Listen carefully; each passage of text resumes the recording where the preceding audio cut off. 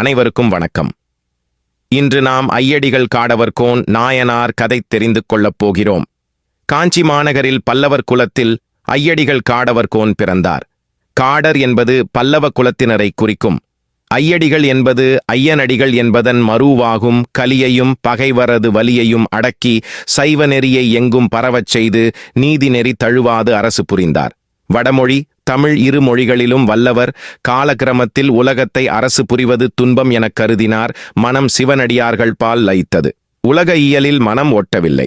எனவே அரசாட்சியை தன் மகனிடம் ஒப்படைத்துவிட்டு திருத்தொண்டு செய்வதில் ஈடுபட்டார். பெருமான் கோவில்கள் தோறும் சென்று பல பணிகள் செய்து உள்ளம் உருக வெண்பா பாடல் பாடி வழிபட்டு வந்தார். பூமாலையை விட பாமாலை உயர்ந்தது. ஞான வாசனை வீசுவது, உள்ளத்தை உருக்கி அன்புத்தேனை பெருக்கி நம்மை உய்விப்பது.